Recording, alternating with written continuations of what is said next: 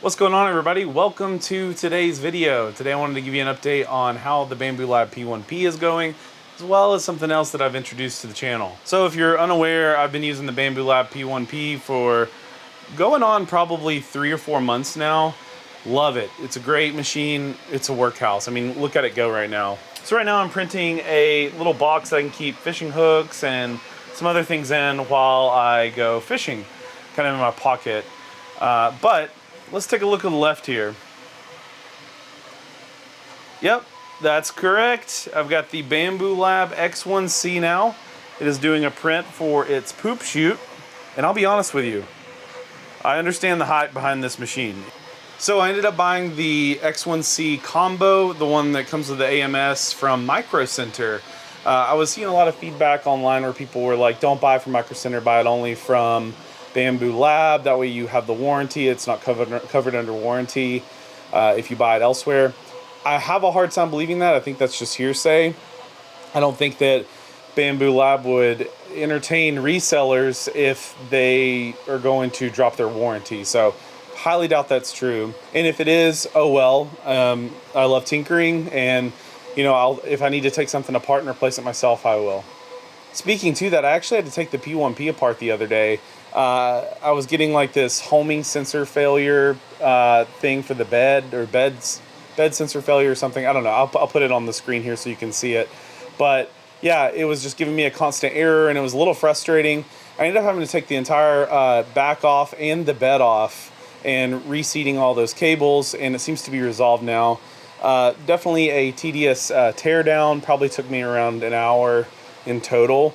I'm sure that it would probably take someone a lot less if they knew what they were doing, but it was my first time tearing into the Bambu Lab P1P. So, and, you know, that's something I kind of wanted to mention. I don't think that these machines are what I would consider entry-level friendly. I mean, it's about as entry-level friendly as a 3D printer can get, but I think that the hobby itself, we still have room for improvement as far as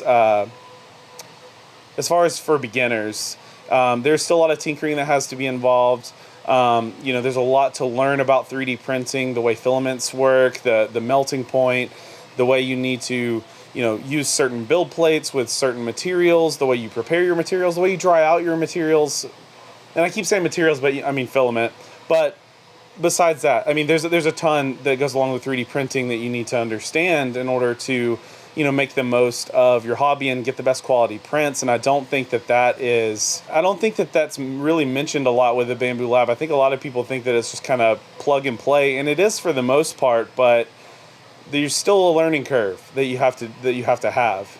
But in that rant, you know, nothing really else to say about that. I just wanted to mention, you know, my quick thoughts on that. But the X1C, I've only had it one day, but I can definitely see how it's the older and better brother to the P1P. You know, there's a lot of features that are missing on the P1P that the Bambu Lab X1C has. I'm on, you know, print number 3. Haven't messed with any sort of pressure advance, tweaking, or anything. The LiDAR on it is awesome. I definitely think it could be a daily driver for me going forward. So I plan on doing some videos in the future over the AMS, but real quickly, let me show you what came in the box for the AMS. So I was surprised to know that, you know, you get a spool of filament when you buy the P1P, but you get a few spools, not completely full, but sample spools that you can use. So like I have the PLA here.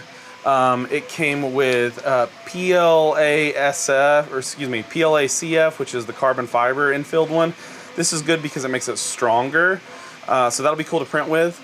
And then it also came with the support for PLA. I'm not really sure what type of material this is, but my assumption is this just makes it easier to break off for support. So that's pretty cool that they send you more than one, so you can actually use the features of the AMS like right out of the box here. Printing seems to be going well.